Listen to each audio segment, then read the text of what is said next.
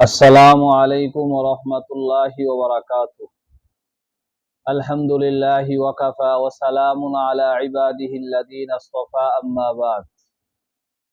ক্বালা আন-নাবিয়্যু সাল্লাল্লাহু আলাইহি ওয়া সাল্লাম লা তাযুলু কদামা ইবনি আদম ইয়াওমাল কিয়ামাতি হাত্তা ইউসআলা আন খামসিন আন উমরিহি ফীমা আফনাহু ওয়া আন শাবাবিহি ফীমা আবলাহু وعن ماله من أين اكتسبه وماذا أنفقه وماذا عمل فيما علم أو كما قال النبي صلى الله عليه وسلم। সম্মানিত দর্শকবৃন্দ, আমি আপনাদের সম্মুখে আজকে রাসূলুল্লাহ সাল্লাল্লাহু আলাইহি ওয়াসাল্লামের বর্ণিত একটি হাদিস আপনাদের সামনে পেশ করেছি। রাসূলুল্লাহ সাল্লাল্লাহু আলাইহি ওয়াসাল্লাম ইরশাদ ফরমান, কিয়ামতের ময়দানে আদম সন্তান 5টি প্রশ্নের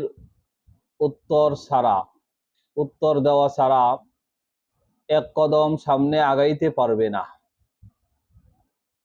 তন্মধ্যে 1 নাম্বার হলো আন উমরিহি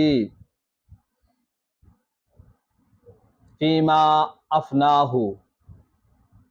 প্রত্যেক মানুষ তার সারা জীবন কিভাবে অতিবাহিত করেছে, আল্লাহ তাআলার কাছে এই জবাব দিতে হবে। এই জন্য জীবন অতিবাহিত করার পদ্ধতি 2টা। একটা হলো ইবাদত বন্দিগি করে আল্লাহ তাআলার বিধান মতো যদি আমরা নিজের জীবনকে পরিচালিত করি, তাহলে আলহামদুলিল্লাহ আমাদের জন্য সৌভাগ্য। আর যদি আল্লাহ তাআলার ইবাদত বন্দিগি না করে আল্লাহ তাআলার নাফরমানির মাধ্যমে আমরা যদি আমাদের জীবনকে অতিবাহিত করি, তাহলে কিয়ামতের ময়দানে আমরা আল্লাহ তাআলার কাছে আমরা ধরা খেয়ে যাব। নাম্বার 2, ওয়ান শাবাবিহি ফীমা আবলাহু। বিশেষ করে প্রত্যেক মানুষ তার যৌবনকাল কিভাবে অতিবাহিত করেছে, এই জন্য আল্লাহ তাআলার কাছে জবাবদিহি করা লাগবে।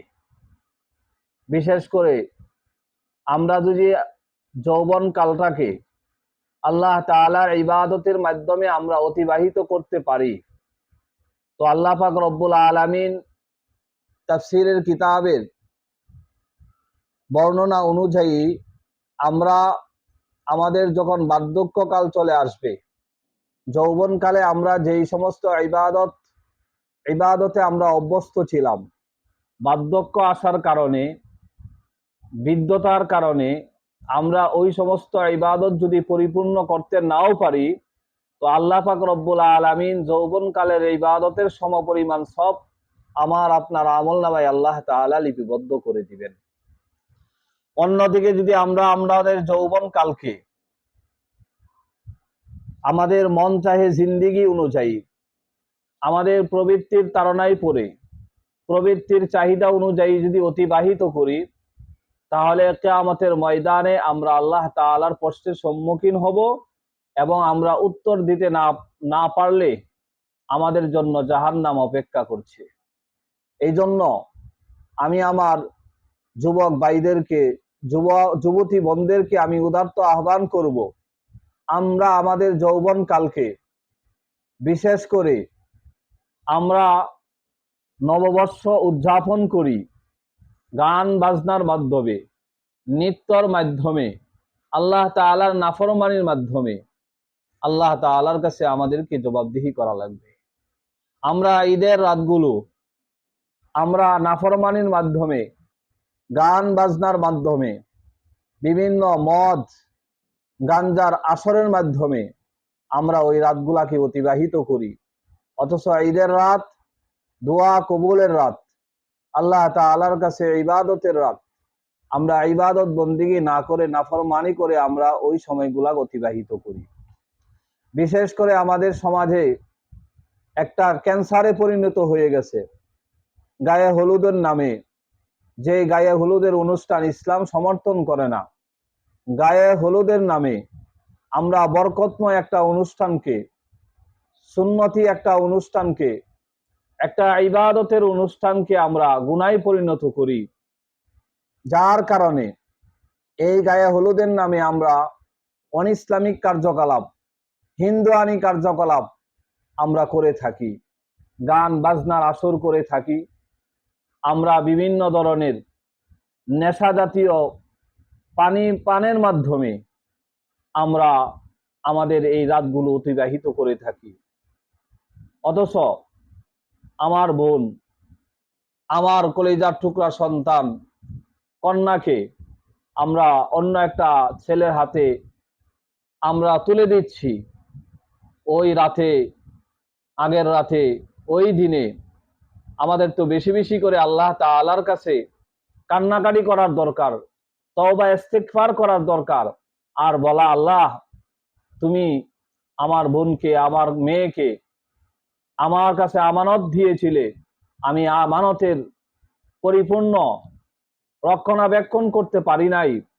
আজকে একটা ছেলের হাতে তোমার হুকুম অনুযায়ী আমি তুলে দিচ্ছি, তুমি তার জীবনকে সুখময় করো, শান্তিময় করো, তারা যেন ঈমান ও আমলের সাথে জীবনকে অতিবাহিত করতে পারে। এজন্য আমাদের আল্লাহর কাছে বেশি বেশি কান্নাকাটি দোয়া করার দরকার ছিল, কিন্তু তা না করে এই বিয়ের অনুষ্ঠানগুলাকে আমরা গুনার অনুষ্ঠানে পরিণত করেছি, জিনা বেবিচারের অনুষ্ঠানে পরিণত করেছি, আল্লাহ তাআলার নাফরমানের অনুষ্ঠানে পরিণত করেছি। যার কারণে বর্তমানে দেখা যায় প্রত্যেকটা সমাজের সংসারে, সাংসারিক জীবনে অশান্তি, পারিবারিক জীবনে অশান্তি। এই অশান্তি থেকে যদি আমাদেরকে বের হয়ে আসতেই লাগে, তাহলে আল্লাহ তাআলার হুকুমের কোনো বিকল্প নাই।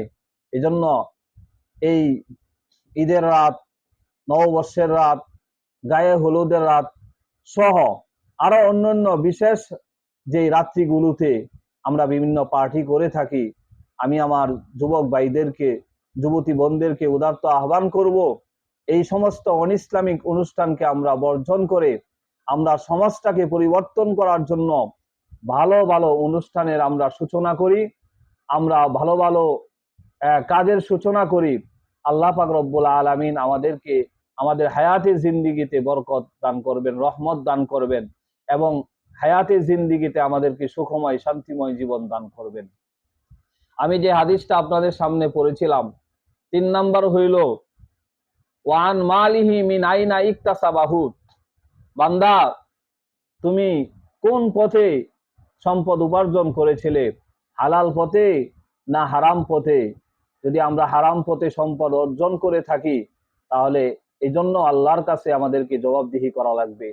আমরা অনেকেই সুদ গ্রহণ করার মাধ্যমে উপার্জন করি, অনেকেই ঘুষ অর্জন করার মাধ্যমে আমরা উপার্জন করি, অনেকেই ব্যবসা বাণিজ্য করি অন্যায়ভাবে, দেওয়ার সময় আমরা মাপে ওজনে কম দেই, কাস্টমারের সাথে আমরা প্রতারণা করি, ধোঁকাবাজি করি, ভালো মাল বলে মন্দ মাল আমরা মিশিয়ে দেই। এইভাবে অন্যায়ভাবে আমরা সম্পদ অর্জন করছি।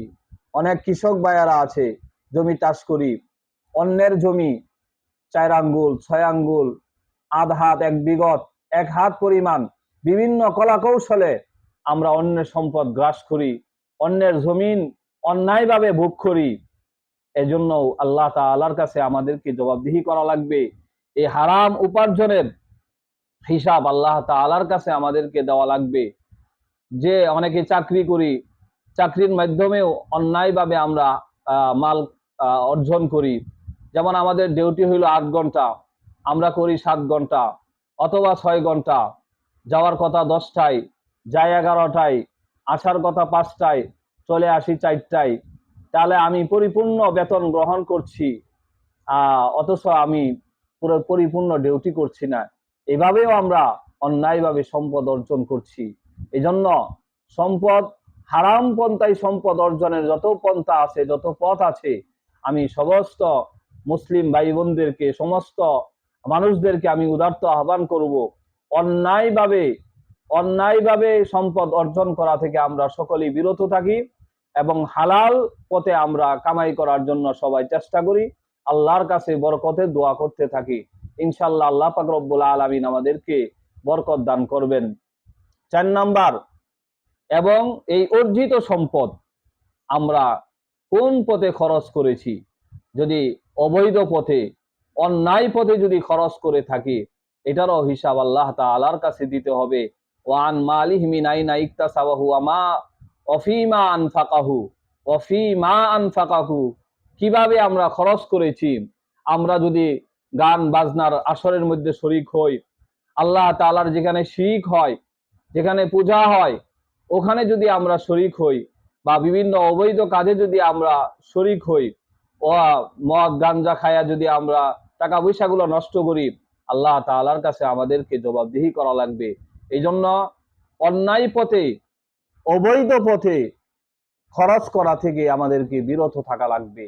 নাম্বার 5, ওমাদা আমিলা ফিমা আলিমা, আমরা যে সমস্ত মাসলা মাসাইল জানি, যে সমস্ত বিধিবিধান জানি, এই যে বিশেষ করে আমরা যেগুলো এখন শুনলাম, একটু আগের শুনলাম যে হালাল পন্থায় উপার্জন করা লাগবে, হারামকে বর্জন করা লাগবে।